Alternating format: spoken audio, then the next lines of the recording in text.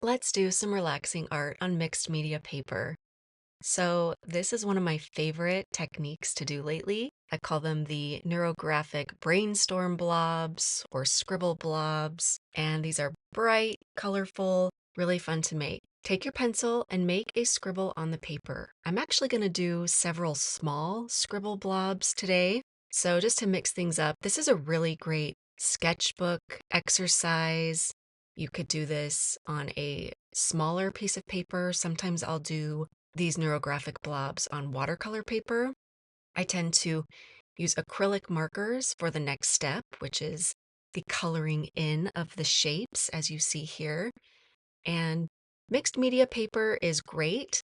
Watercolor paper is more textured, so you're really going to feel more of the sensation and there's more sound as you move your tool across the paper. So paper doesn't really matter. I would say choose something that you find relaxing if you have something on hand. But I've been using this mixed media sketchbook to make these blobs lately.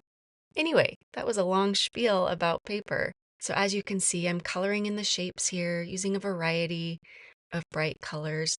Don't beat yourself up about how good your coloring looks, by the way. You probably noticed you can see my marks, my lines from coloring with the markers on the paper, and that is just fine. We're going to be covering this stuff up.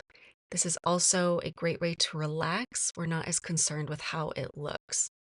And I am, as you can see, filling in some of these shapes with stripes. So definitely experiment with pattern if you like, or you could color all of your shapes in solid and just let go of judgment. If you hate what you're doing, question yourself about that. First of all, why is that? Why are you taking this so seriously?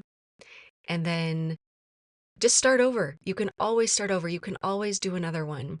But I say finish what you start, question or reflect on any judgment that might be coming up that you are, having against yourself.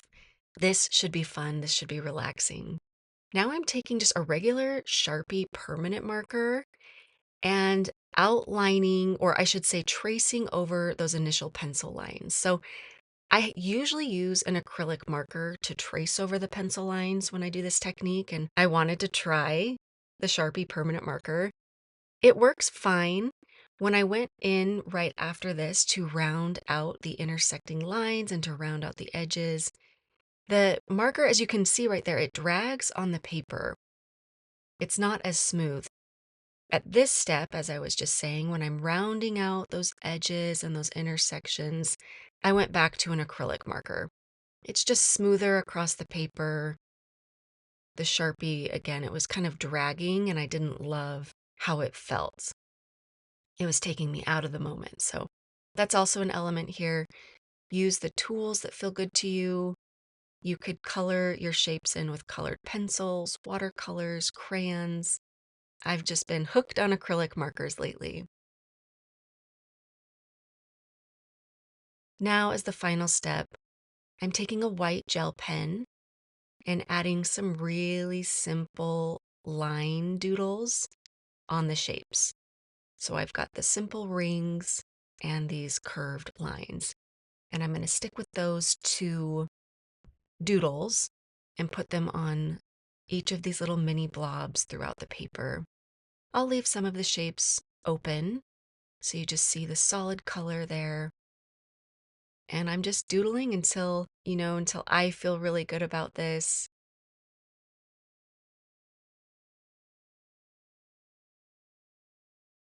And then I'm taking my black acrylic marker one final time and cleaning up some of those edges where the gel pen overlapped on the black.